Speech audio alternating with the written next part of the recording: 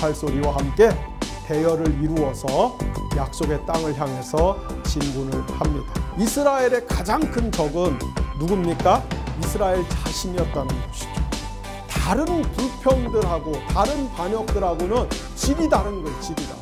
인간의 역사 속에 들어오셔서 인간과 함께 같이 가실 때는 하나님 편에서도 인간의 수준에 맞춰서 최선을 다하고 있는 겁니다. 이게 하나님의 역설이에요.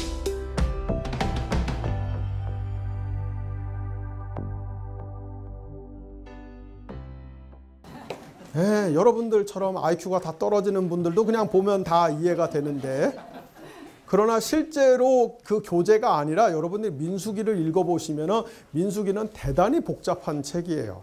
민수기를 전문적으로 연구하는 구약학자들도 이 민수기의 구조가 무엇인지, 여기서 정말 핵심 메시지가 무엇인지를 찾아내는데 꽤 어려움들을 겪습니다. 왜냐하면 민수기는 실제로 우리가 성경을 펼쳐놓고 보면은 우리가 흔히 말하는 내러티브, 여러 가지 그 이야기의 진행뿐만 아니라 그 사이사이에 각종 율법들, 법률 문서, 행정 규칙들, 그 다음에 연설들이 막 얽히고 설켜 있어 갖고서 이 일사불란한 어떤 구조나 메시지를 찾아내는 것이 의외로 쉽지가 않습니다. 그래서 민수기에서 그런 법률, 율법, 행정문서 이런 거를 싹 걷어내고 내러티브하고 연설만 딱 남겨갖고서 서로 연결시켜 보면은 기가 막히게 내용이 연결이 돼요. 그 작업을 제가 다 해드린 거예요. 네, 미쳤지.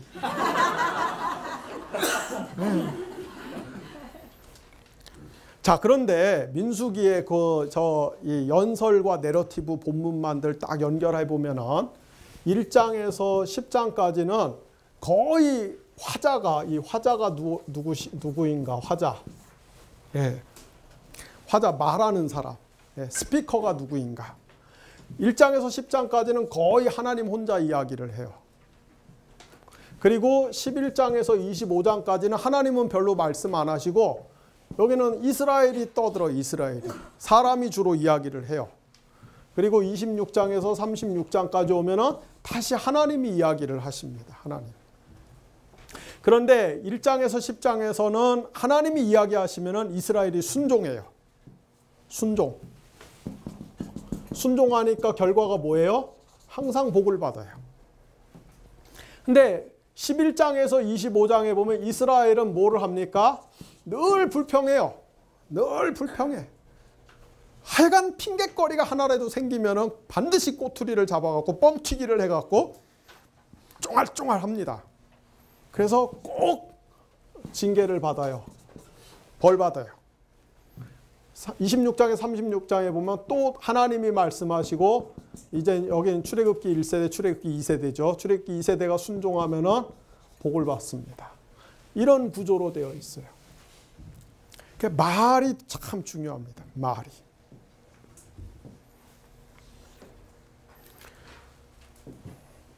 출애굽기 11장에서 25장 이스라엘이 늘 불평해서 하나님이 징계하시는.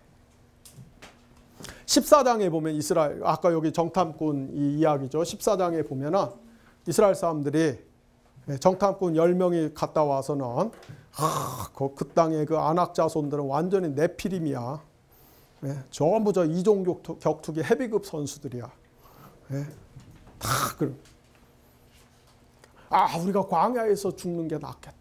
이집트로 돌아갈 걸. 어쩌고 저쩌고. 그러니까 하나님이 14장 28절에서 여러분 이게 어디 붙어 있는 말씀인지는 모르면서 그러나 교회에서 들은 풍월이 있어갖고 한두 번씩은 다 들어보셨을 겁니다. 민수기에 나오는 말이에요. 민수기 14장 28절에서 하나님 뭐라고 말씀하십니까? 너희가 한 말이 다 내 귀에 들렸으니 니들이 한 말 그대로 되리라. 니들이 광야에서 죽는 게 좋다고 그랬으니까 그럼 광야에서 죽어. 그래서 죽는 거예요. 말을 잘해야 돼요. 말을 잘해야 돼요. 제가 실명은 말씀드리지 않겠습니다만은 오래전에 한국교회를 대표했던 어떤 그 원로 목사님이 말씀하시기를 한국 사람들은 사실은 쫄딱 망해야 되는 민족인데 왜 이렇게 잘 사는지 그 비결이 있다는 거예요. 한국 사람들 왜 망해야 되냐면은 한국 사람들이 이 욕이 참 걸어요. 그렇죠? 걸어.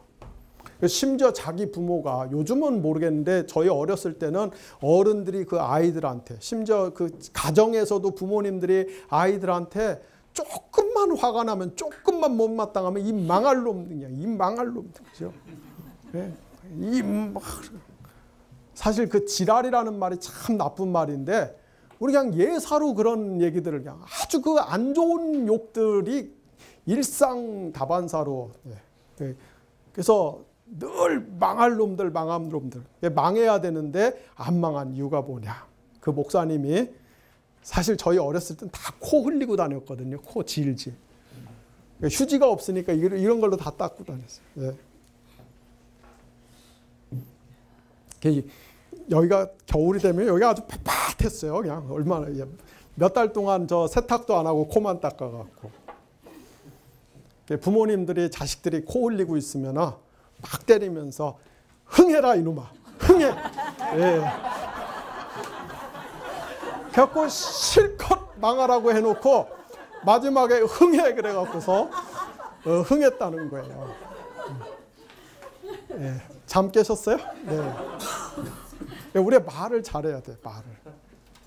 하나님 말씀하시는 너희가 말한 그대로 내가 들었고 너희 말 그대로 해줄게.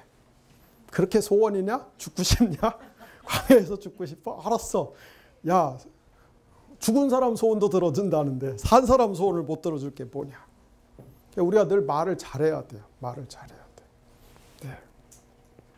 네. 민수기는 우리가 짓는 저지르는 죄는 크게 봐서 두 가지. 우발적 죄. 이거는 비고의적 죄죠. 그리고 고의적인 죄가 있다는 거예요. 우발적인 죄는 뭐냐? 하나님의 말씀에 대한 지식이 없어서 범하는 죄예요. 그리고 꼭 그런 짓을 하려고 했던 게 아닌데 실수로 불가항력적으로 어떻게 그런 일이 일어났어요. 그게 비고의적 우발적 죄입니다. 그럴 때는 하나님은 희생제사를 통해서 용서받을 수 있는 길을 마련해 놓으셨어요. 반대로 고의적인 죄는 뭐냐? 하나님의 말씀에 대한 지식이 있어요. 하나님의 말씀에 대한 지식이 있어. 그런데 그걸 어기고 무시하고 죄를 짓는 거예요. 또는 아주 작심하고 계획적으로 의도적으로 죄를 짓는 거예요. 그거는 고의적인 죄예요. 그 죄에 대해서는 아무리 제사를 드려도 용서를 받지 못해요. 희생제사 자체가 없어요. 그러면 이스라엘이 광야에서 저지른 죄는 도대체 무슨 죄냐? 이스라엘이 광야에서 저지른 죄는 고의적인 죄였어요. 아주 몸에 배어있는 습관적인 죄였어요. 하나님의 말씀에 대한 지식도 있고 그렇게 하면 안 되는 거 알면서도 아주 자동 패턴으로 그냥 그렇게 자연스럽게 몸에서 나오는 아주 죄질이 나쁜 그런 악행들이었습니다. 민수기 13장 14장에서 정탐꾼들이 갔다 와서 부정적인 이야기를 하니까 막 이제 하나님이 그럼 너희들 가지 말라고 하니까 또 이스라엘 사람들이 마음이 그새 확 바뀌어갖고 여기까지 왔는데 못 들어가게 한다니까 아이고 하나님 아닙니다. 우리 가겠습니다. 그러고는 하나님이 시키지도 않았는데 막 전쟁하러 가요. 하나님 가지 말라고 그랬는데 갔다가 그 아모리 사람들하고 가나안 산지 족속들한테 그 처절하게 그 패배해갖고 도망치는데 14장 민수기 14장 45절에 보면은 이스라엘이 어디까지 도망쳤냐면은 호르마까지 도망쳤다 그래. 호르마까지. 이 호르마가 이 헤렘 호르마가 진멸이란 뜻이거든요. 진멸. 그래서 이스라엘이 진멸을 당하는 거예요. 왜? 고의적으로 죄를 짓기 때문에. 가끔 보면은 좀 여담입니다만은 많은 크리스찬들이 하나님의 뜻을 자꾸 알고 싶어 해요. 내가 뭔가를 해야 되는데, 뭔가를 선택해야 되는데, 뭔가를 시도해야 되는데 하나님의 뜻이 무엇일까? 그거 참 좋은 겁니다. 하나님의 뜻을 무시하고 하나님의 뜻을 외면하고 내 임의대로 하는 것은 그런 신앙적인 태도라고 볼 수 없죠. 그러니까 우리 하나님 뜻을 늘 구하고 하나님 또 가르쳐 주실 줄로 믿고 참 좋은 거예요. 그런데 하나님이 이제 뜻을 보여주십니다. 여러 가지 방법으로 여러 가지 채널로 하나님이 뜻을 가르쳐 주세요. 그럴 때는 여러분들이 반드시 조심해야 될 것은 하나님의 뜻을 알았으면은 이게 하나님의 뜻이구나. 하나님이 내가 이렇게 살기를 원하시고 이런 선택을 하기를 기뻐하시는구나. 그걸 알았으면은 그때는 그 길이 혹시라도 내게 불리할지라도 처음에는 막 하나님의 뜻을 알면은 막 그냥 이 비단길이 쫙 펼쳐질 줄 알았는데 그게 아니라 막상 알고 보니까 나도 상당한 대가를 지불해야 되는 길이에요. 그러나 하나님의 뜻을 알았으면 그때는 계산기 두들기고 따지지 말고 그때는 순종해야 돼요. 힘들고 어려워도. 근데 하나님의 뜻을 알아놓고 나니까 이거 내가 세웠던 계획하고 안 맞아. 그래서 발 쓱 빼고 모른 척하고 이렇게 등 돌리고 다른 쪽 가면은 그게 뭐예요? 그게 고의적인 죄, 고의적인 죄. 그런 거 참 많습니다. 조심해야 돼요. 그러니까 우리가 하나님을 안다는 것, 하나님의 마음을 안다는 것, 하나님의 뜻을 안다는 것은 한편으로는 대단히 복된 일이지만은 다른 한편으로는 대단히 위험한 일이에요. 하나님은 매우 위험한 분입니다. 웃지 마세요. 정말 그래요. 하나님은 매우 위험한 분. 그래서 우리가 하나님 굉장히 조심스럽게 이렇게 접근해야 돼요.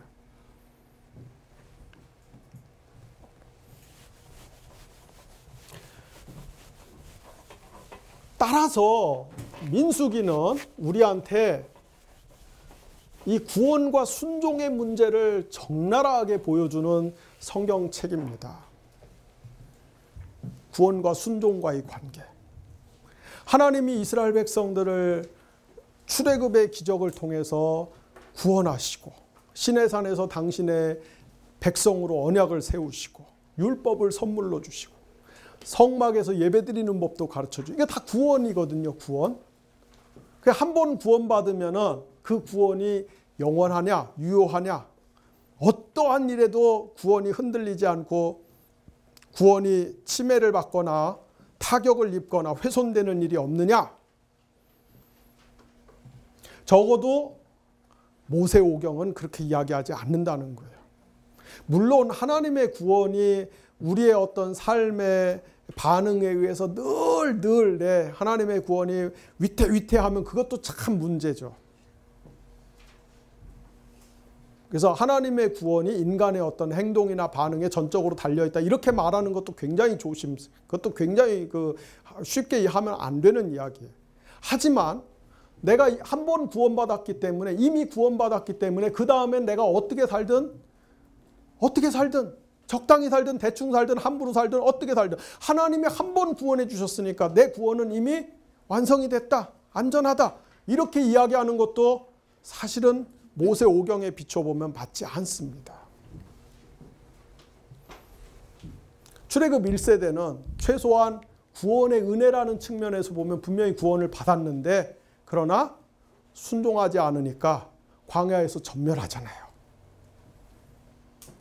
자, 이 구원이라고 하는 것은 우리가 하나님과의 언약 관계잖아요. 그죠? 제가 누차 이야기하지만 구원이라는 것은 하나님과의 언약 관계. 하나님과의 언약 관계라는 것은 하나님과의 특별한 관계. 절대적이고 독점적이고 배타적인 관계. 하나님과 부모와 자식의 그 관계. 왕과 백성의 관계. 그래서 하나님과 우리 구약에서는 이스라엘이죠. 특별한 관계. 하나님 편에서는 우리를 보호해 주시고 우리를 인도해 주시고 우리의 모든 필요를 공급해 주시고 이게 한마디로 은혜예요. 은혜. 우리 편에서는 하나님을 경외하고 또 하나님을 사랑하고 하나님께 순종하고 충성하고 우리 편에서는 이게 하나님에 대한 모든 도리죠. 이 도리를 전부 모아놓은 게 뭐라고요? 율법. 이 율법의 요약이 뭐라고요? 십계명. 그런데 이스라엘은 이 율법을 완벽하게 지킵니까? 못 지킵니까? 이스라엘뿐만 아니라 어떤 인간도 이 율법을 완벽하게 못 지켜요. 그래서 하나님이 그것을 아시고 율법을 어겼을 경우에 그러면은 하나님과 이 관계 자체가 근본적으로 위태로워지고 훼손당하느냐? 그럼 또 큰일이잖아요. 그래서 하나님께서 이스라엘이 율법을 지키는 일에 실패할 것을 아시고 그것을 만회하고 회복할 수 있는 방편을 만들어 놓은 게 지난 시간에 공부한 뭐라고요? 제사제도, 제사제도. 네. 제사제도는 결국 하나님과의 이 특별한 언약 관계를 지속시키고 보호하기 위해서 주신 은혜의 방편인 것이죠. 자, 그런데 아무리 제사제도를 통해서 제사를 아무리 많이 드리고 뭐 어쩌고 저쩌고 해갖고서 해도 그러나 불순종하면은 순종하지 않으면은 이게 다 쓸데가 없는 거예요. 다 쓸데가 없어. 제사제도가 쓸데가 없는 거예요. 결국 핵심은 뭡니까? 하나님과의 언약 관계를 지탱하고 유지할 수 있는 하나님과의 언약 관계를 발전시키고 심화시킬 수 있는 가장 핵심적인 조건은 뭡니까? 순종이에요. 순종. 네, 순종. 그래서 다시 원래 일로 돌아오는 거예요. 하나님은 우리를 보호해 주시고 인도해 주시고 공급해 주시고 우리는 하나님께 뭐 한다고요? 순종하고 충성하는 거. 하나님께 순종하고 충성하지 않으면 이 땅 거 다 쓸데없는 거예요. 쓸데없어. 그래서 여러분 사무엘상 15장에 보면은 하나님이 이스라엘의 초대 왕 사울에게 가서 아말렉을 싹 멸해버려라. 하나도 살려두지 말아라. 그랬는데 사울이 실제로 군사들을 이끌고 나가서 아말렉하고 싸우다 보니까 야 이거 저 전쟁에서 이기고 나니까 얼마나 저기 가축도 좋고 좋은 게 많은지 몰라요. 그래서 사울이 비리비리한 것만 다 죽여버리고 토실토실하고 영양가 있는 건 다 살려갖고 갖고 왔어. 그랬더니 하나님이 선지자 예언자 사무엘을 통해서 뭐라고 말씀하셨습니까? 내가 사울을 버렸다. 그러면서 뭐라고 말씀하세요? 예, 번제와 다른 제사를 많이 드리는 것보다 하나님의 말씀을 청종하는 것이 더 중요하다. 여러분은 그 앞에 지금 1절은 모르는 거예요. 그리고 2절부터 자꾸 얘기하려고 그래. 2절이 뭐예요? 순종이 제사보다 낫다. 그러면서 동물의 그 많은 기름들보다 하나님에 대한 순종이 충성이 더 중요한 것이다. 제사 아무리 드리면 뭐합니까? 사울이 그 아말렉의 수많은 토실토실한 영양가 있는 보기에도 좋고 먹음직한 그 좋은 동물들을 잡아갖고 오면서 뭐라고 변명했어요? 이거 하나님께 제사 드리면 제사용 동물로 쓰면 좋을 것 같아갖고 이 아까운 걸 왜 죽이냐고. 이 제사용으로서 하나님께 바치면 되는데 하나님 뭐라고? 그딴 제사 안 받아. 필요 없어. 하나님이 원하시는 건 뭐라고요? 순종이다. 순종. 이스라엘이 출애굽기에서 이거 실컷 배워놓고 이거 출애굽기에서 이거 실컷 배워놓고 레위기에서 이거 실컷 배워놓고 근데 결국 민수기에 와서 다 실패했어요. 뭐 때문에 실패했어요? 불순종했거든. 불순종.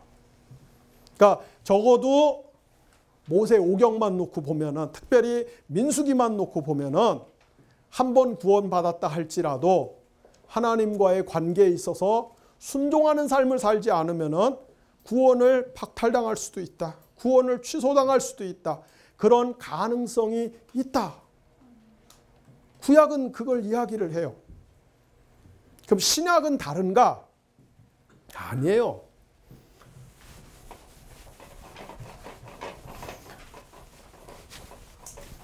신약도 비슷한 이야기를 합니다.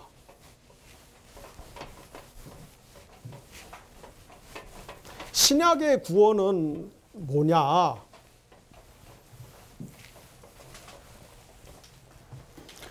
신약 우리가 그 구원받는다고 할 때 어떻게 해야 우리가 구원받는다고 그래요? 예수 믿으면 구원받는다고 그러죠? 예수 믿으면 뭐 받는다? 구원받는다. 그래서 사도행전에서 뭐라고 합니까? 주 예수를 믿으라. 그리하면 너와 네 집이 구원을 받으리라. 믿습니까? 주 예수를 믿으라. 그리하면 너와 네 집이 구원을 받으리라. 그럼 저는 이렇게 이야기해요. 언제 봤다고 반말이냐? 왜 반말이냐? 우리말 성경의 번역을 그렇게 해놔서 그렇지, 설마 저 사도들이 전혀 모르는 낯선 땅에 가서, 낯선 도시에 가서 낯선 사람들한테 반말 찍찍하면서 주 예수를 믿으라. 그리하면 너와 네 집이 구원을 받으리라 이렇게 이야기했겠어요? 원래의 화자들은, 원래의 전도자들은 공손하게 예의를 갖춰서 얘기를 했겠죠. 선생님들이요, 예수님을 믿으십시오. 그러면 선생님과 선생님의 가정이 구원을 받을 것입니다. 왜 제가 굳이 이 이야기를 하냐면은, 참 그분들의 어떤 그 열심이나 진심은 참 좋은 건데, 이 노방전도하면서 가끔 그게 반발로 막, 사람 아주 그 억장을 긁어놓는 분들이 있어요. 아니, 그 좋은 진심에 좋은 애티튜드를 가지고 하면 얼마나 좋겠어요. 그죠? 그러니까 여러분들, 우리 번역에 이렇게 싸가지 없게 번역을 해놓은 거지, 원래 그렇게 얘기하지 않았을 것이다. 아마 예수님도 그러셨어요. 복음서에 나오는 그 예수님이 전부 한 그 반말들, 또 원래 예수님은 아마 그렇게 얘기하지 않았을 거예요. 우리가 그 메시지의 내용도 중요하지만은 그 메시지를 전달하는 형식도 참 신경을 써야 됩니다. 자, 예수를 믿으면 구원받아요. 이게 신약의 핵심 메시지입니다. 그러면 예수를 믿는다는 게 뭐냐? 여기 예수의, 이게 빠졌거든요. 뭐를 믿냐면은 예수의 죽음과 부활을 믿는다는 거예요. 그냥 예수를 믿는 게 아니라 예수의 십자가의 죽음과 부활을 믿는다는 거예요. 예수님이 십자가에서 죽으시고 3일 만에 실제로 부활하신 걸 믿는 거예요. 그것이 나를 대신하고 대표하고, 나를 대신하고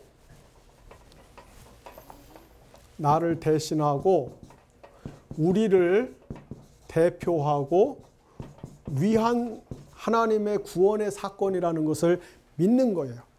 이게 정확하게 제대로 된 한 문장입니다.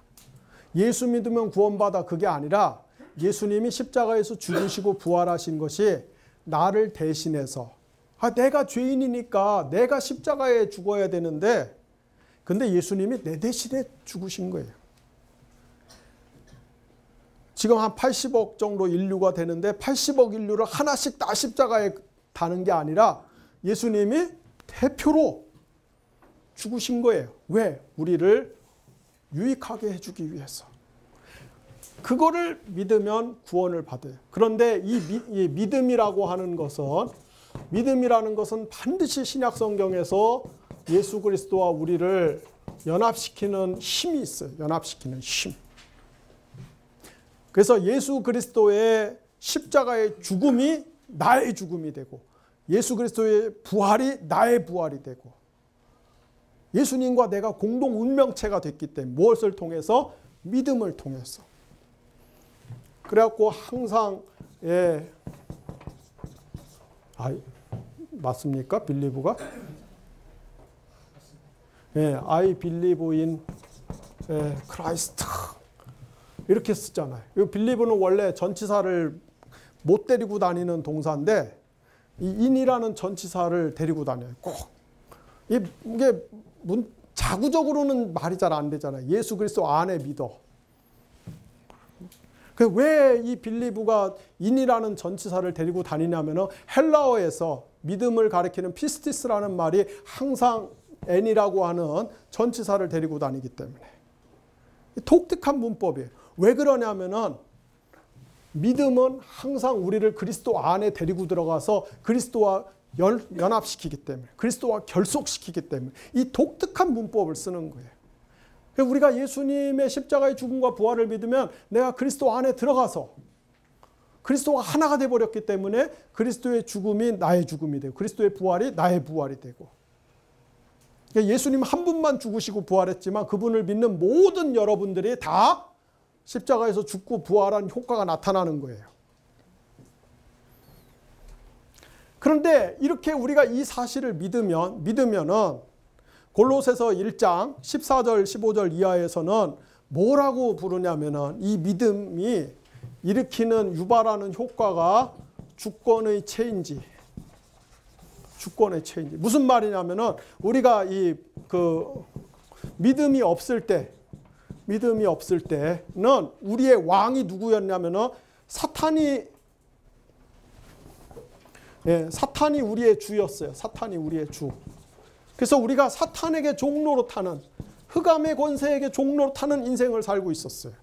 그런데 우리가 예수를 믿는 순간에 우리의 호적이, 우리의 주민등록증 호적이 이곳에서 파져갖고 일로 넘어와. 국적이 바뀌어요. 그래서 우리의 주가 예수님이 돼. 예수님.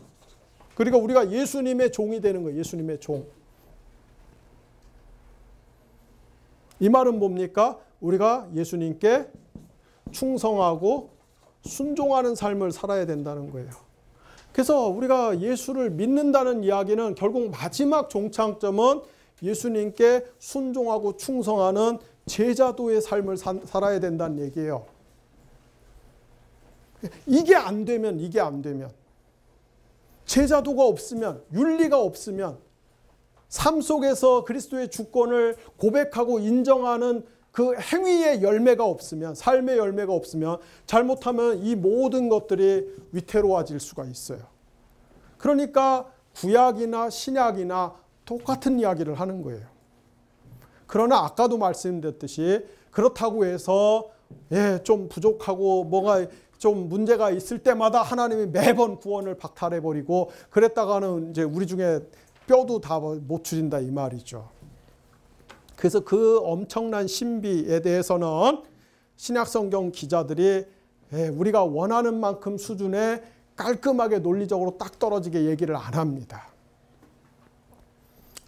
나중에 혹시 기회가 돼서 제가 신약 바울 서신 여러분들 할 때 그때 혹시 제가 안 잊어버리고 기억을 하고 있으면은 한번 제가 독특하게 한번 이거를 해결해 볼 수 있는 제 나름의 아이디어를 한번 말씀을 드릴게요. 안 잊어버리면. 현재까지는 어떤 해결책은 없어요. 근데 제가 볼 때 해결책이 있을 것 같기는 해요. 바울의 그 구원 언어들을 잘 사용하면 될 것 같기는 해요. 근데 사실은 딱히 해결하기는 어렵습니다. 다만 바울은 또는 신약 성경은 두 가지를 다 이야기를 하죠. 두 가지를. 어떤 이야기를 하냐면은 지금 자기의 구원에 대해서 굉장히 불안해하는 사람들이 있어요. 내가 구원받은 게 맞나? 내가 이렇게 살아도 구원받을 수 있을까? 하나님이 혹시 나 싫어하는 거 아니야? 이런 사람들한테는 바울은 격려를 해요. 격려. 신약의 저자들은 격려해요. 야, 구원은 네가 노력해서 받는 게 아니야. 하나님이 선물로 주시는 거야. 그게 네가 뭐 막 더 애쓰고 완벽해진다고 해서 하나님이 너 더 사랑하고 이뻐하고 그런 거 아니야. 하나님의 선물은 그냥 은혜야. 그러니까 네 구원에 대해서 불안해하지 마. 하나님이 너에게 한 번 주신 구원은 취소하지 않고 끝까지 책임져 주셔. 걱정하지 마. 그런 대목에서는 항상 이렇게 그 구원의 확실함, 하나님 편에서 오는 확실함을 격려와 위로의 메시지로 줍니다. 반대로 아주 그 오만불손한 그런 사람들이 있어요. 우리 이미 구원받았으니까. 예를 들어서 저 고린도 교회처럼 우리 구원받았으니까. 이미 구원받았으니까 그 다음에는 막 살아도 돼. 함부로 살아도 돼. 어차피 우리 몸은 썩어서 흙으로 돌아갈 건데 이 몸으로 무슨 짓을 하든 무슨 상관이야. 어차피 우리 영은 구원받았는데. 이런 그리스도인들이 있어요. 그런 사람들한테는 바울이 까불지 마. 니들 구원을 취소당하거나 박탈당할 수도 있어. 조심해. 경고를 해요. 그래서 우리 목사님들이나 설교자들은 자기가 목회하는 그 컨텍스트에 맞게 이야기하면 되는 거예요. 사실 그게 인간이 할 수 있는 최대치고 최선입니다. 어떤 분들은 이렇게 오만한 교인들한테 자꾸 구원의 확신함을 주고 불안에 떨고 있는 교인들한테 자꾸 율법을 강요하는 분들이 있는데 그거는 맞지 않아요. 자기 컨텍스트에 잘 맞게 지혜롭게 하면 되는 겁니다. 그리고 나서 민수기 이제 22장에서 25장은 여러분이 잘 아시는 그 무당 발람의 이야기를 하죠. 발람. 그리고 그 무당 발람의 유혹에 넘어가서 결국 배교한 이스라엘의 그 실패에 대해서 이야기합니다. 22장에서 25장 발람의 유혹과 이스라엘의 배교.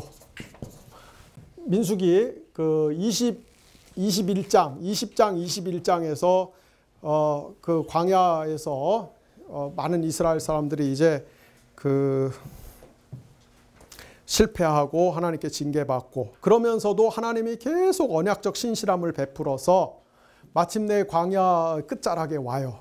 파죽지세로 이제 약속의 땅을 향해서 가까이 옵니다. 그러니까 모압 왕 발락이 겁을 잔뜩 먹었죠. 정상적인 방법으로는 이스라엘을 이길 수 없다고 판단하고 사술을 쓰기를 했어요. 사술. 그래서 저 유브라테 강, 아마 오늘날의 시리아 쪽에 위치한 그돌이라고 하는 지역에 사는 유명한 무당 발람을 초청을 해서 이스라엘을 저주를 합니다. 군사적인 방법, 정치적인 방법으로는 이스라엘을 맞설 수 없으니까 이제 그런 이 사술을 쓰는 거예요. 참고로 그 고린도 전서죠. 고린도 전서 12장 3절에 보면은 바울이 이런 이야기를 합니다. 예수를 주님이라고 고백하는 사람은 저주할 자라고 하지 않는다. 이런 아주 그 모호하고 어려운 말을 해요. 예수를 주님이라고 고백하는 사람은 저주할 자라고 안 한다. 이게 무슨 말이냐? 이게 쉽게 말하면 예수님을 주님으로 고백하는 사람들, 그리스도인들은 복술이나 사술을 안 쓴다는 얘기예요. 우리 그 조선시대 때 저기 궁궐 드라마들 보면은 궁녀들 사이에서 막 또 저 후궁들 사이에서 그 이 정적을 제거하기 위해서 막 이렇게 그 인형 만들어 놓고 바늘로 콕콕콕 찔르면은 저쪽 방에서 막 이러잖아요. 예. 난데없이. 예. 근데 그게 우리나라 옛날 저기 조선시대 때 혹은 그 이전에 우리나라 사람들만 하던 풍습이 아니라 이 지중해 연안의 그레코 로망의 바울 시대에도 아주 흔했던 풍습이에요. 로마 시대에도 굉장히 흔했던 풍습이에요. 유적들이나 이 고고학적인 유물들을 보면은 그 자기 라이벌이나 경쟁자를 제거하기 위해서 신들에게 온갖 그 주문을 걸어서 저주의 주문을 거는 그런 그 유물들이 대단히 많습니다. 이런 사수를 쓰는 거예요. 복수를 쓰는 거예요. 근데 예수님을 주님이라고 고백하는 사람은 그런 짓 안 한다는 거예요. 그러니까 여러분이 혹시라도 기도 중에 누가 정말 여러분들 그 아주 그 회사에 그 때려 죽일 그 상사, 우리 그 교회 여전도에 그 아주 그 꼴 보기 싫은 권사, 누가 있어도 근데 여러분 기도 중에 그 하나님 그 사람을 막 혼내달라고 그 사람 다리몽댕이 부러뜨려 달라고 그런 기도는 안 하셔야 되는 거예요. 혹시라도 가끔 보면 그런 분들이 있어요, 그죠? 하나님께 그런 식으로 이렇게 마치 사수를 쓰듯이 복수를 쓰듯이 기도하는 분들. 바울이 고린도전서 12장 3절에서 분명히 못을 박습니다. 그 바울 시대에 너무나 흔한 문화였기 때문에 예수를 주님이라고 고백하는 사람은 그거 안 한다 해서 안 된다. 그게 성령이 내 안에 있는 증거다. 그래요. 근데 이제 모압 왕 발락이 유명한 무당 발람을 불러갖고 이스라엘을 저주하게 부탁을 하죠. 저주만 해주면은 네가 원하는 것 다 해주겠다. 처음에는 발람이 막 이렇게 튕기면서 밀당을 해요. 밀고 당기기를 하다가 못 이기는 척하고서 이제 나귀 타고 딱 오는데 천사가 칼 들고서 죽이려고 길에 딱 버티고 있는데 발람의 눈에는 안 보이는데 나귀의 눈에는 보이는 거예요. 나귀가 막 이리저리 피해 다니는. 영문을 모르는 발람이 막 나귀를 3번이나 때리죠. 그랬더니 나중에 나귀가 빡쳐갖고서 나귀가 후다닥 일어나서 말을 해요. 말을 해. 왜 때려? 내가 뭐 잘못했다고 때려 그래. 내가 여태까지 당신한테 이런 적이 있어? 처음이지. 창세기 3장의 뱀이 말하는 것과 민수기 여기 22장에서 나귀가 말하는 것, 성경에 동물이 말하는 게 딱 2번이 나와요. 뱀이 뭐라고 이야기했어요? 하나님이 정령 동산의 모든 나무의 실과를 먹지 말라고 하더냐. 나귀가 뭐라고 이야기합니까? 내가 언제 이 같은 짓을 한 적이 있냐. 왜 때려? 이렇게. 근데 하여튼 우여곡절 끝에 발람이 이제 와서 발락과 함께 이제 그 바알 산당에 올라가서 이스라엘이 모압 평원에 쫙 진치고 있는 그걸 한눈에 내려다보면서 무려 4번에 걸쳐서 사수를 씁니다. 사수를 써요.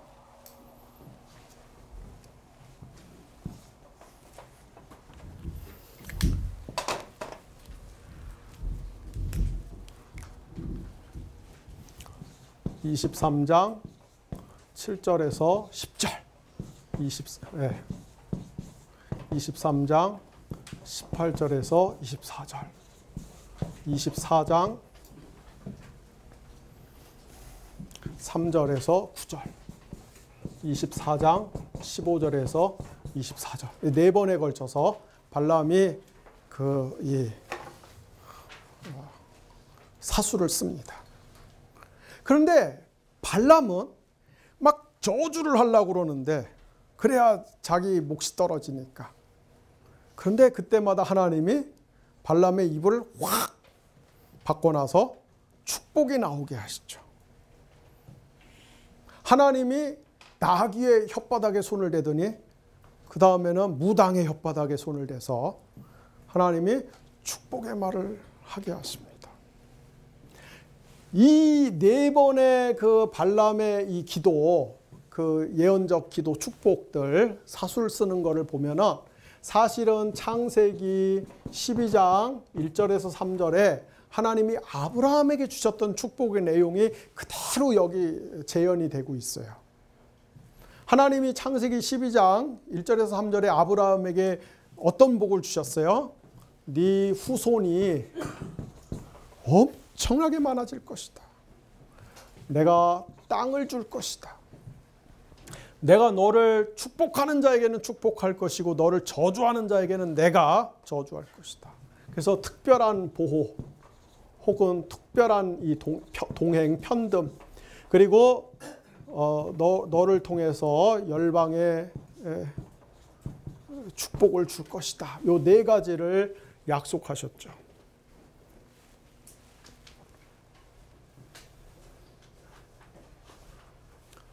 실제로 보면은 하나님이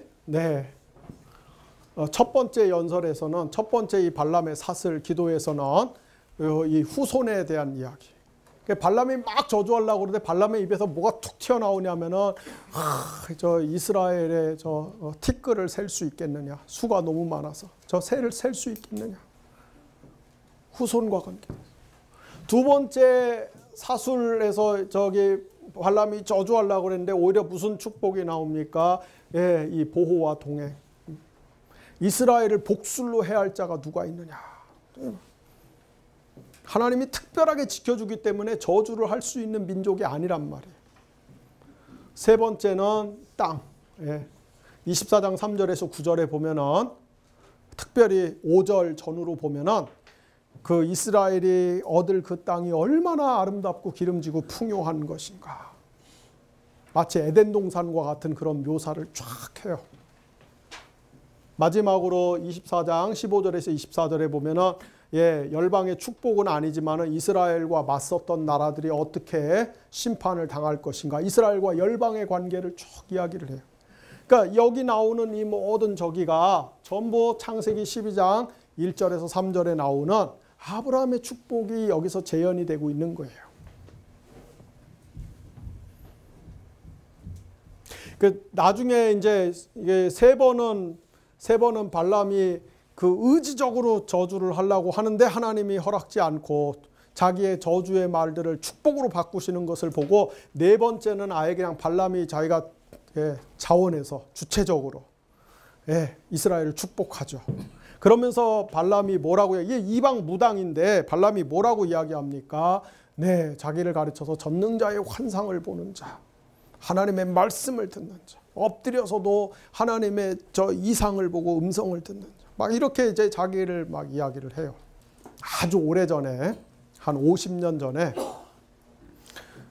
상로동의 어떤 교회 장로님 딸이 서울 공대를 나왔는데 30살이 될 때까지 시집을 못 간 거예요. 요즘은 30살이 새파란 청춘이지만 옛날에는 제가 그 대학 다닐 때만 해도, 제가 대학 졸업할 때만 해도 30년 전이네요. 그러니까 30년 전에. 저 때만 해도 조금 저기 실력 있고 능력 있는 사람들은 우리 여자 친구들 보니까 대학교 4학년 2학기 때 거의 저 갈 준비 다 끝났더라고. 그리고 졸업하고 이렇게 그 자기 꿈이 현모양처가 아니고 취직을 하거나 대학원 가면 좀 이상하게 생각했어요, 진짜. 30년 전 얘기예요. 지금 이렇게 한 세대 만에 우리 한국의 결혼관이나 청년 문화가 이렇게 바뀔 줄은 정말 예상을 못했죠. 근데 50년 전이니까 이 30살 정말 노처녀거든요. 30살이 되도록 이 혼처가 안 나타나는 거예요. 얼마나 답답한지. 관악산에 가면 용한 무당이 있다고 그래갖고 이 장로님 딸이 거기를 찾아갔어요. 그래서 이제 가서 제가 결혼을 하고 싶은데 혼처가 안 나타나서 그게 고민이라고. 그랬더니 무당이 뭐라고 그러는 줄 아세요? 무당이 딱 이랬어요. 야, XX야. 너는 저기 교회 가서 새벽에 기도하면 예수님이 들어주시겠구만. 뭐로 날 찾아왔냐고. 실화예요. 그래서 그 진짜 무당이 진짜 무당. 예, 무당도 저 학습 무당이 있고 내림 무당이 있는데 이 진짜예요, 진짜. 이 발람이 이 무당인데 자기가 이 하나님의 막 저 비밀을 보고 하나님의 환상을 보고 막 그런 이야기를 해요. 그래서 우리 그 하나님의 백성인 우리가 좀 더 분발해야 되겠죠. 네.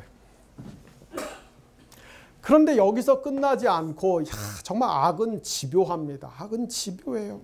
포기할 줄을 몰라요. 이 정도로 저기 하나님의 손에서 놀아놨으면은 두 손 두 발 다 들고 손 떼고 떠나야 될 것 같은데 이 발람이 여기서 한 걸음 더 나가서 25장에 가서 무슨 장난을 칩니까? 미디안 저기 모압 여자들을 모압 여자들을 동원해 갖고 이스라엘 남자들을 유혹해 갖고 성적으로 타락하게 만들고 이방의 신들을 제사하게 만들어요. 그래서 하나님이 화가 잔뜩 났어요. 모세에게 뭐라고 이야기합니까? 이스라엘의 두령들을 다 잡아갖고서 목을 저 나무에 다 매달아 버려라 그랬어요. 그 정도로 하나님이 화가 났어요. 그 와중에 이스라엘의 시므이라고 하는 남자가 지금 상황이 어떻게 돌아가는지도 모르고 이 눈치 없는 인간이 미디안의 저 고스비라고 하는 여자하고 또 손잡고 껄레껄레 장막에 들어가서 그거를 그런 일이 벌어지는 거예요. 그때 비느하스가 하나님에 대한 열심이 얼마나 특출났는지, 하나님에 대한 이 뜨거움이 얼마나 대단했는지, 창을 들고 그 시므이의 천막에 쫓아들어가서 두 남녀를 그 자리에서 찔러 죽여버렸어요. 그런데 하나님이 비느하스의 그 하나님에 대한 열심을 너무 귀하게 보시고 그걸 속죄제사로 보고 이스라엘 전체의 죄를 용서하셨습니다. 그날 연병으로 죽은 자가 24,000명이었어요. 여기서 이스라엘의 유명한 열성신학 혹은 열심신학이 나오는 겁니다. 성경에서 하나님에 대한 특별한 열심을 가진 사람은 딱 세 사람이에요. 비느하스, 엘리야, 그리고 신약시대의 사도 바울. 그러니까 바울이 뭐라고 이야기해요? 내가 열성으로는 내가 열심으로는 뭐예요? 내가 교회를 잔해하던 사람이다. 바울이 그때 사용한 잔해하다라는 말은, 교회를 잔해할 때 그 잔해하다는 말은 산에 그 멧돼지가 내려와서 그 사람들 그 농촌에 밭을 완전히 다 쑥대밭으로 만들어 놓는 그때 쓰는 단어입니다. 그러니까 바울이 교회를 그렇게 핍박했어요. 뭐 때문에? 그것이 하나님에 대한 열심인 줄 알고. 나중에 바울이 뭐라고 고백합니까? 내가 하나님에 대한 열심은 있었으나 그 열심이 지식이 없는 열심이었다. 뜨거운 건 좋은데, 헌신적인 건 좋은데 지식이 없는 뜨거움은 대단히 위험합니다. 바울이 자기가 자기 입으로 그걸 증언을 해요. 예수님이 정말 메시아라는 그 지식이 없었기 때문에 그 하나님에 대한 열심이 예수님을 핍박하고 예수 믿는 사람을 잡아 죽이던 그런 식으로 나타났던 거죠.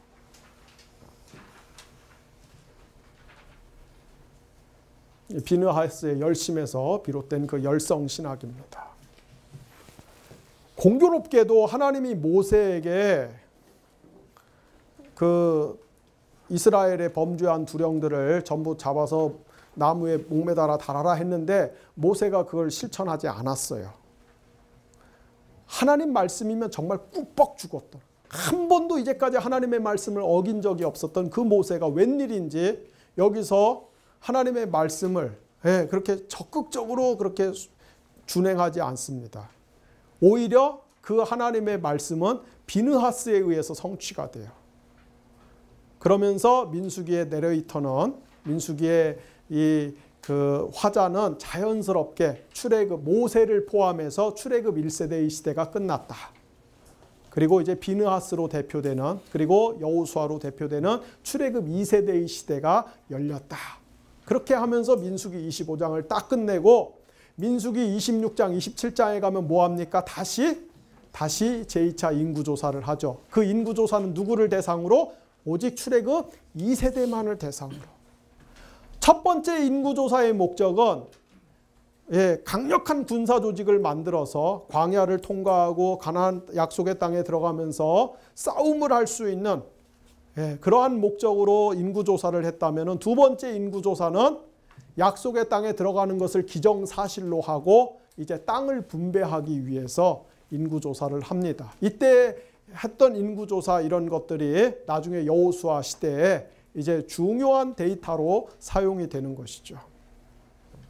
민수기 27장에서 36장에는 슬로브핫이라고 하는 사람들의 딸들 이야기가 나와요. 슬로브핫이라고 하는 사람의 딸들 이야기. 이스라엘에 슬로브핫이라고 하는 사람이 살았는데 공교롭게도 아들은 하나도 없고 딸만 5이 있었어요. 딸만. 근데 슬로브핫이 죽었어. 이런 경우에 이 집안의 땅은 누구 소유가 돼야 되는가? 이 땅이 다른 집안으로 넘어가야 되는가? 고대 중동에서는 여성들은, 유감스럽게도 여성들은 상속권이 없었어요. 그런데 그렇다고 해서 이 슬로브핫의 딸들은 속수무책으로 땅을 다 빼앗기고 땅 없는 신세로 전락하는, 이 땅은 남의 기업이 돼야 되는가? 이런 절박한 문제에 봉착해서 슬로브핫의 딸들이 모세에게 이제 소송을 겁니다. 이거는 불합리하다. 이거 정당하지 않다. 정의롭지 않다. 여자들도 땅을 얻을 수 있도록 해달라. 하나님한테 요청해갖고 하나님이 법을 바꾸도록 해라. 아주 담대하게 얘기를 해요. 그랬더니 하나님이 모세를 통해서 그 얘기를 들으시고, 뭐 하나님이 꼭 모세가 얘기해줘야 알았겠어요. 이 극적 긴장감을 높이기 위해서 일종의 소설적 기법인 거죠. 문학적 기법인 거죠. 하나님이 어쨌든 들어보시고, 야, 그거 맞는 말이다. 이제부터는 아들이 없이 죽은 가정은 딸들이 기업을 상속할 수 있도록 하자. 새로운 규정을 만들어 주시죠. 그 이야기가 슬로보와 딸들의 이야기. 나중에 여호수아 뒷부분에 그 땅 분배하는 13장에서 21장 땅 분배하는 거기에 가서 보면은 마지막에 도피성 레위 지파의 땅 이렇게 하면서 슬로보아의 딸들도 그때 땅을 다 받아요. 민수기에서 약속된 것이 여호수아에서 이제 나중에 성취가 됩니다. 그런데 이 동심원 구조로 돼 있단 말이죠. 27장에 보면은 슬로보아 딸들의 권리. 28장에서 29장에 보면 원래의 규정들. 30장에 보면 슬로보아 딸들이 우리한테도 땅 줘라 서원함. 31장에서 35장에 보면 이제 규정들을 받고, 이거는 물론 27장에서 36장 안에 다양한 이야기들이 섞여 있지만 그 가운데서 슬로보아 딸들의 이야기만 따로 떼내 갖고서 했을 때 이런 구조가 나온다는 거예요. 그리고 36장에 가면은 역시 슬로보아 딸들의 권리 이렇게 A, B, X, B 다시 A 다시 동심원 구조로 되어 있어요. 중심에 뭐가 있어요? 슬로보아 딸들의 소망, 서원 이야기가 중심을 차지하고 있어요. 이 이야기를 하죠. 하나님이 그 여성의 서원과 권리를 아주 중요하게 생각한다. 그리고 이것이 갈라디아서 3장 28절 이하에 보면은 이것이 결국 신약의 대원리죠. 바울이 얼마나 그 봉건적인 유대 남성 사회의 산물 아닙니까? 그 유대 중동 사회는 오늘날도 얼마나 그 봉건적이고 남근적이에요. 가부장적. 옛날은 더 말할 것도 없어요. 예수님과 바울 시대에 그 유대인 남자들이 그 이혼할 수 있는 몇 가지 조건들이 있었어요. 이거에 딱 해당되면 얼마든지 이혼할 수 있었어요. 그 중에 하나가 뭐냐면 아침에 일어나서 자기 부인 얼굴을 봤는데 안 예뻐. 그 이혼 조건이 돼요. 그 다음에 부인이 아침을 해왔는데 빵을 좀 태웠어. 이것도 이혼 조건이 돼요. 그러니까 남자들이 지멋대로 그런 법을 만들어 놓고 그렇게 여자들을 괴롭히고 학대했다니까요. 바울이 그런 사회의 산물이에요. 근데 그 바울이 뭐라고 얘기했습니까? 그리스도 예수 안에나 남자나 여자나 자유자나 종이나 아무 구분이 없다. 차별이 없다. 그리스도 안에서는 다 똑같다. 다 새로운 피조물이다. 오늘날의 시대에는 이게 대수롭지 않은 말 같지만 2000년 전에 바울의 시대에는 정말 혁명적인 말이죠. 엄청난 말이죠. 하나님은 슬로보아스의 딸들의 이야기에서 사실은 신약의 정신을 미리 좀 끌어다가 이렇게 좀 맛보기로 보여주시고 있습니다. 마지막으로 여러분들한테 제가 설명을 드릴 거는 제가 과문한 탓일 수도 있고 저의 학습 능력이나 독서가 일천하고 부족해서일 수도 있고 아마 그렇다고 봐도 제가 가지고 있는 민수기 책이나 제가 민수기 관련된 이야기들 속에서는 그냥 제가 독서가 제한되어 있으니까 그럴 수 있지만은 여태까지 이런 이야기를 하는 거를 별로 본 적이 없어서 오늘 제가 마지막으로 마무리를 제가 민수기하고 요한계시록을 연결시켜서 좀 설명을 하려고 합니다.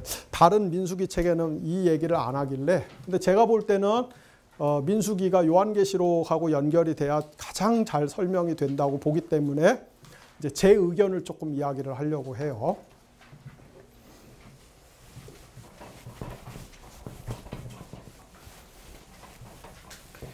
아까 그 이스라엘의 진 구성을 말씀드렸잖아요. 성막 하나님, 그 다음에 아론, 게르손, 고핫, 무라리, 그리고 여기 유다, 이사갈, 스불론, 에브라임, 므낫세, 베냐민, 루벤, 시몬, 갓, 단, 아셀, 납달리 이렇게 되어 있어요. 그런데 이것과 똑같은 장면이 사실은 요한계시록 21장에 나타나죠. 요한계시록 21장에 보면은 요한계시록의 저자가 환상 중에 하늘에서 새 예루살렘이 내려오는 걸 봅니다. 하늘에서 새 예루살렘이 내려오는데, 새 예루살렘이 내려오는데 새 예루살렘의 모습이 어떠냐면은 이렇게 12성문이 있어요. 12성문. 12성문이 12성문. 근데 이것은 이스라엘 12지파다. 그리고 12 또 기초석이 있어요. 12기초석.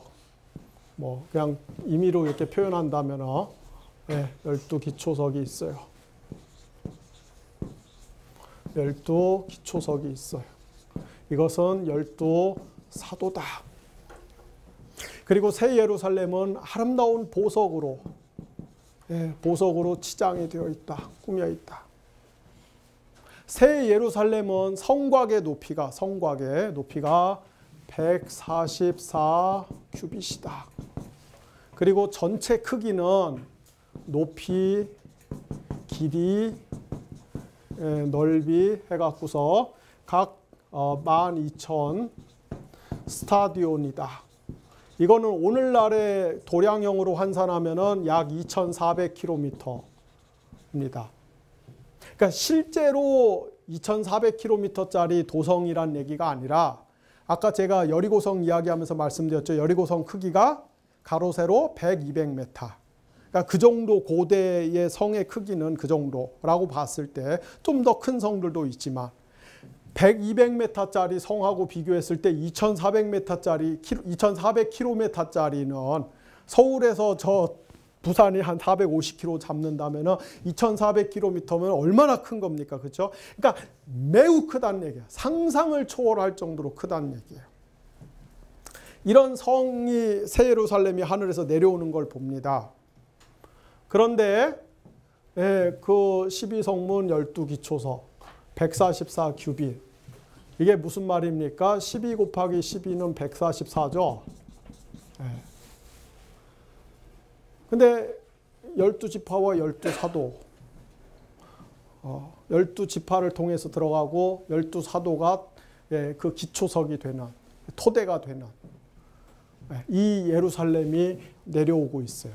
많은 분들이 요한계시록 21장에서 하늘에서 내려오는 예루살렘을 어떤 장소라고 생각해요. 공간이라고 생각해요. 종말에 신자들이 들어가서 살 어떤 집이라고 생각해요. 그게 아니라 하늘에서 내려오는 새 예루살렘은 언약 백성의 공동체, 신자들의 공동체, 교회를 뜻하는 거예요. 어떤 장소가 아니라. 지금 하늘에서 교회가 내려오고 있는 거예요. 교회가. 그러면은 이 교회는 도대체 어떤 교회냐? 어떤 교회냐? 여러분 지금 이 그 12개로 이루어진 이 예루살렘의 그 최후의 종말에 완성된 교회의 모습, 종말에 완성된 교회의 모습은 사실은 뭡니까? 그 가장 근본 근본 모티브가 민수기에 나오는 이 진구성하고 똑같은 거예요. 왜? 민수기에 다 이렇게 3개, 3개, 3개, 12개씩 딱 이렇게 외곽이 형성되어 있잖아요.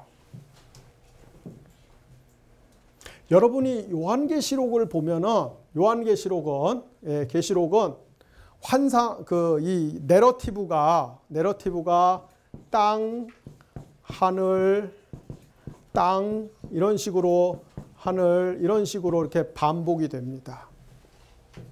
땅의 이야기를 막 쓰다가 한 번씩 환상 중에 하늘에 올라가서 하늘의 장면을 보고 오고 다시 땅으로 내려와서 땅에서 벌어지는 일들을 쓰고 또 하늘에 올라가서 보고 이래요.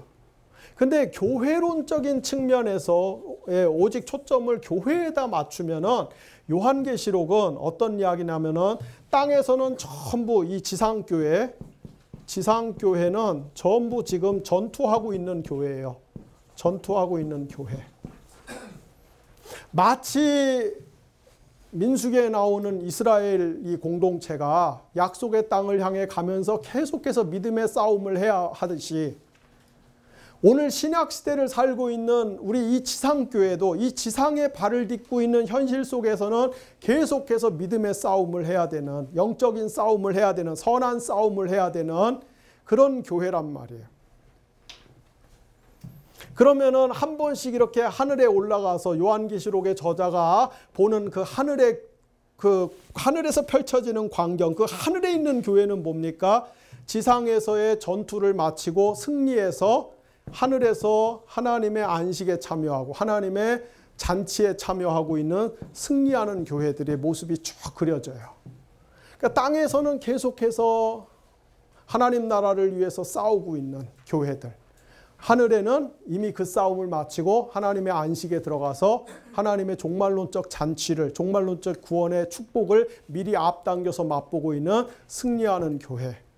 이게 역사 속에서 지금 쭉 같이 병행하고 있는 거예요. 병행하고.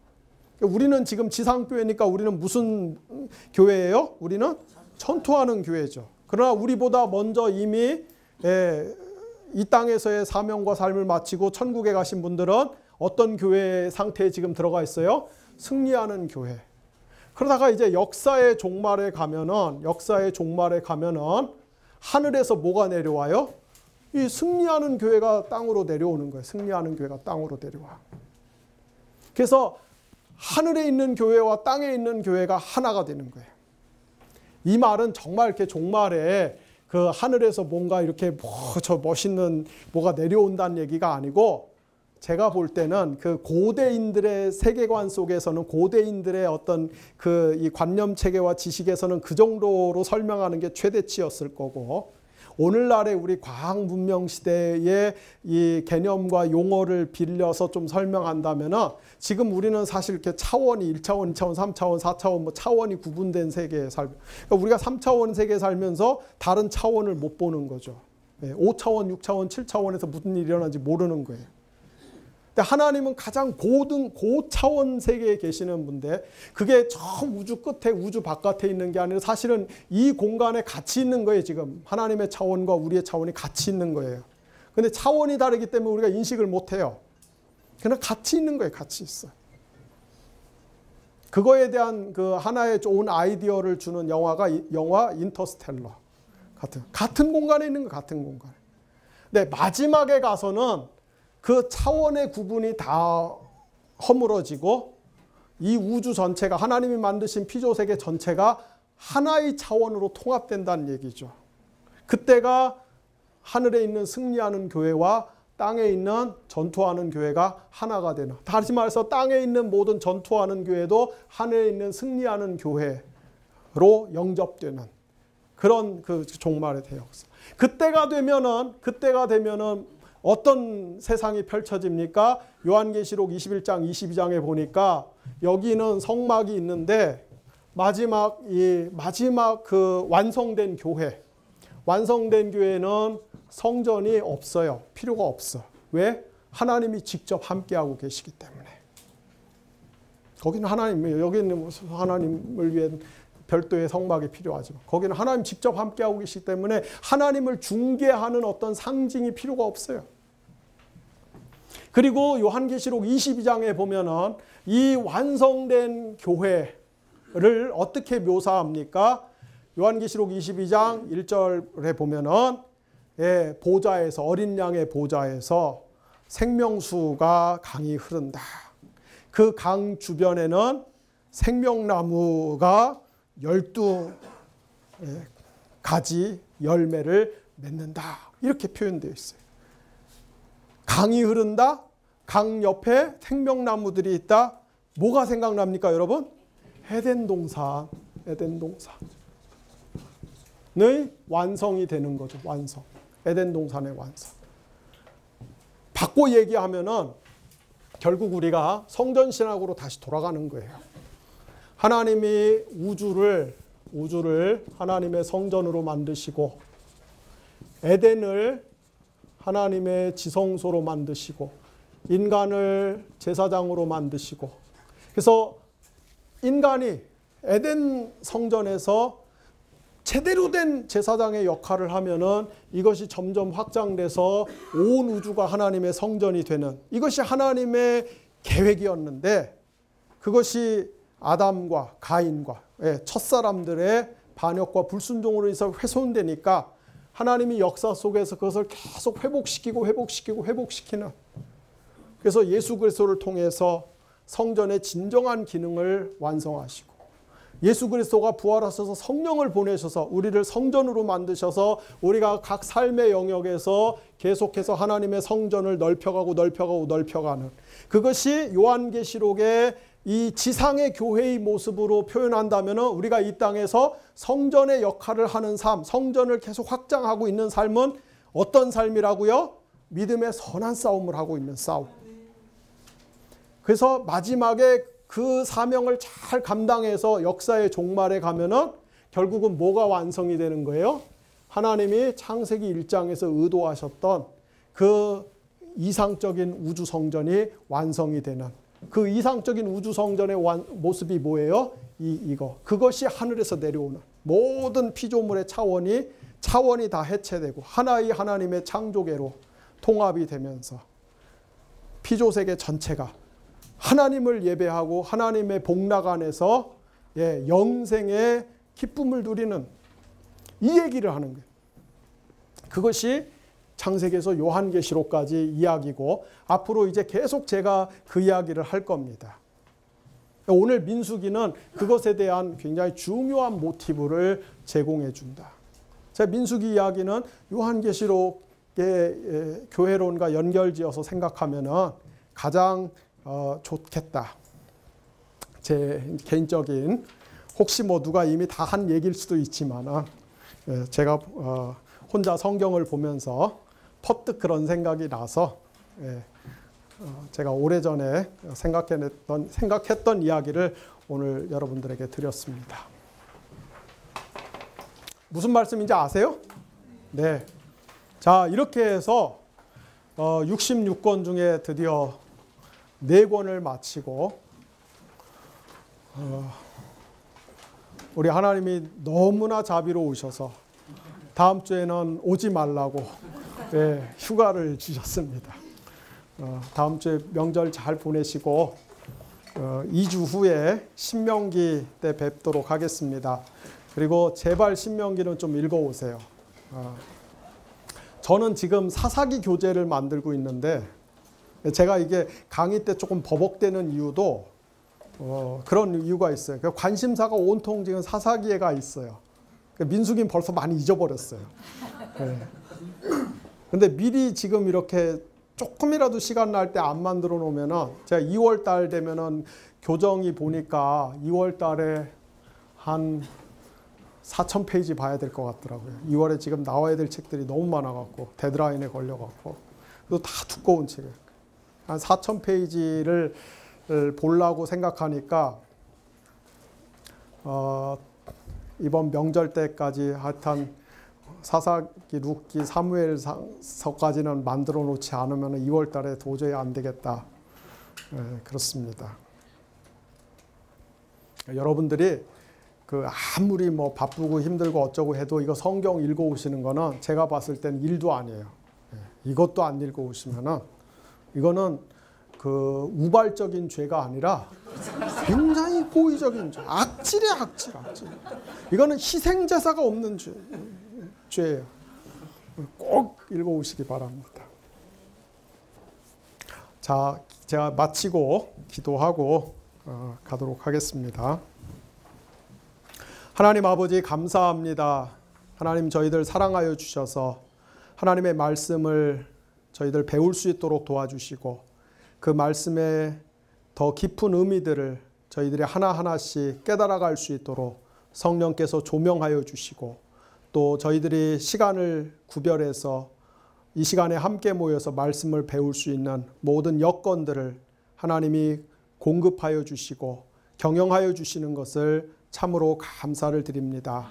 아버지 하나님, 우리 한국의 많은 언론인들이 많은 여러 시민단체와 또 여러 의견을 가지고 있는 개인과 집단들이 경제가 어렵고 사회가 어렵고 정치가 어렵고 뭐가 문제고 온갖 여러 가지 그러한 안 좋은 이야기들을 쏟아내면서 부정적인 평가들, 판단들, 그러한 말들을 쏟아내지만은 하나님이 보셨을 때는 특별히 우리 한국 교회 안에 하나님 다른 것이 문제가 아니라 말씀이 기갈인 것이 아버지 말씀의 가뭄이 든 것이 하나님의 말씀을 우리가 마치 지표수에 있는 오염된 물을 길어내는 것처럼 찔끔찔끔 표면에 있는 것을 갖다 쓰면서도 그것이 생수인 것처럼 우리가 오판하고 착각하는 이것이 하나님이 보셨을 때 혹시 저희들 교회에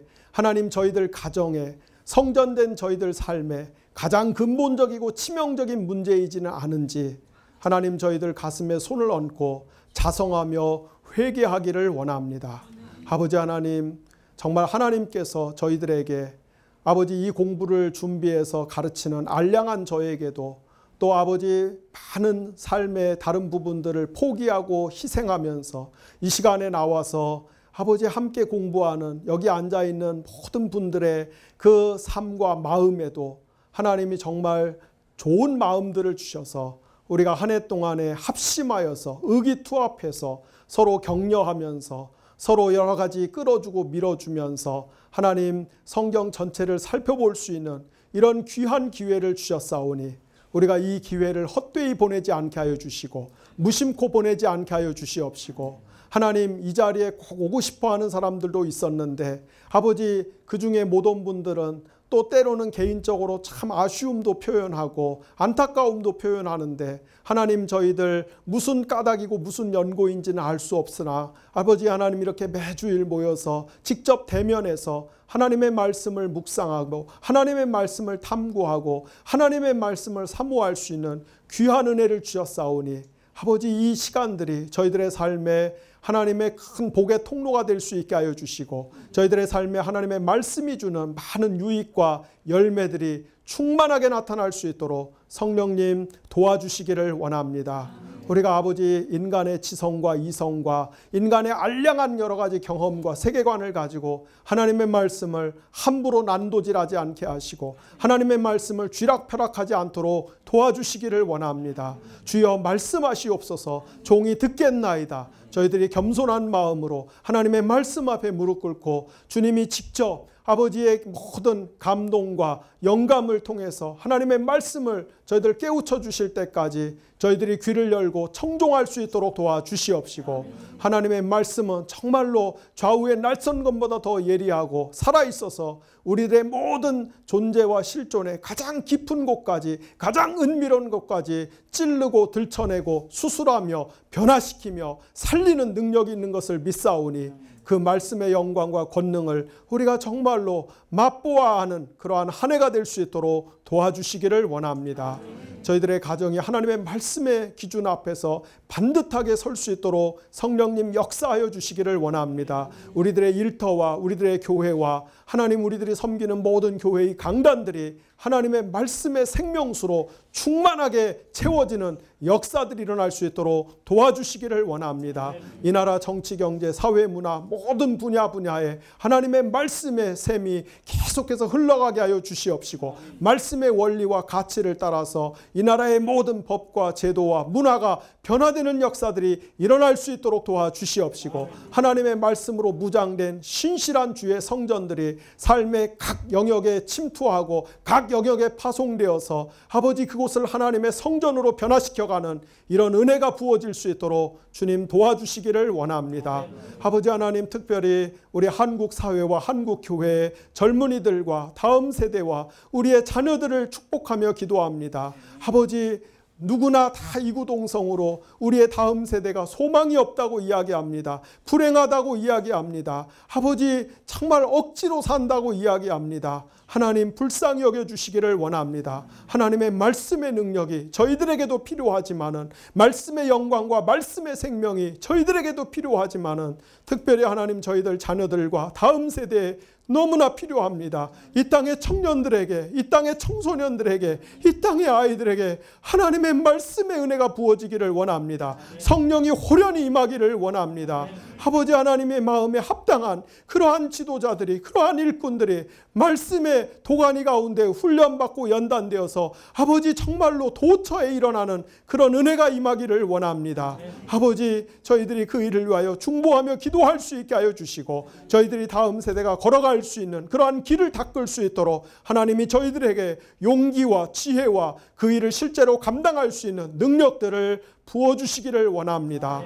하나님 아버지, 감사합니다. 너무나 좋은 분들과 함께 성경 공부를 할 수 있는 은혜를 주신 것을 감사합니다. 아버지, 저희들이 하나님에 대한 열심을 낼수록, 하나님에 대한 특별한 마음을 품을수록 마귀는 그것이 싫고, 마귀는 그것이 너무나 못마땅하고 배가 아파서 어떠한 방법을 동원해서든지 간에 수단 방법을 가리지 않고 시험하고 실적하고 회방하고 넘어뜨리고 파괴하려고 하는 그러한 간악한 존재인 것을 주께서 저희들보다 더 잘 알고 계십니다. 주여, 우리가 선줄로 알았을 때 넘어지지 않도록 저희들의 두 다리를 견고하게 붙잡아 주시기를 원합니다. 저희들이 올무에 빠지지 않기를 원합니다. 예상치 않고 준비치 않은 어떤 어려움 속에서 고난을 당하지 않도록 막아주시기를 원합니다. 고난이 왔을 때 피할 길을 하나님이 열어주시기를 원합니다.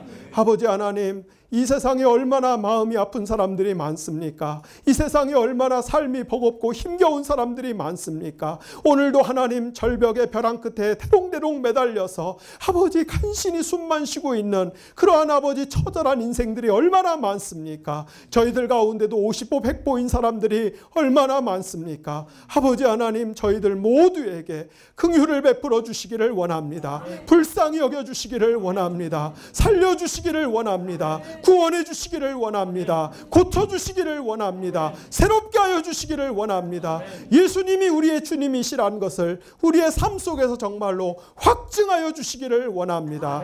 특별히 기도를 들으시는 주님을 찬양합니다. 아버지 하나님, 저희들이 사람입니다. 아무리 믿음이 있어도, 아무리 열심히 있어도 너무 오랫동안 기도하는데 아버지 그 기도가 응답되지 않고 지체되면은 저희들 하나님 지칠 수밖에 없습니다. 허물어질 수밖에 없습니다. 저희들 아버지 믿음의 손해를 볼 수밖에 없습니다. 아버지, 저희들이 연약한 깨지기 쉬운 질그릇과 같은 존재인 것을 아시오니 하나님, 더 이상 너무 오랫동안 아버지 낙심하여서 오랫동안 기다리다 지쳐서 자포자기해서 아버지 정말로 너무 마음이 갈기갈기 찢겨지고 속상해서 하나님과의 관계를 근본적으로 의심하는 그러한 지점까지 갈지 않도록 아버지 그만 막아주시옵시고, 그만 손 내밀어 붙잡아 주시고 건져주시고 도와주시기를 원합니다. 이 기도에 동참한 모든 분들에게 하나님이 기도가 이제 응답될 수 있는 은혜를 베풀어 주시기를 원합니다. 우리 하나님이 귀가 없어 듣지 못하시는 분이 아니시고, 우리 하나님이 입술이 없어 말씀하시지 아니하시는 분이 하나님이시고, 주님이 능히 들으시며 능히 말씀하시며 가장 섬세하고 가장 자세하고 가장 자상하고 따뜻한 목소리로 우리의 모든 필요 그 이상을 하나님이 채워주시는 하나님이신 것을 반드시 볼 수 있도록 도와주시기를 원합니다. 가시는 모든 발걸음들 주께서 동행하여 주시고, 오늘 밤의 모든 피곤과 수고가 주 안에서 안식을 누리실 수 있도록 한 분 한 분 어깨 위에 주께서 손을 얹어주시고 권면하여 주시옵소서. 예수님의 이름으로 축복하며 기도를 드렸습니다. 아멘. 네, 고맙습니다.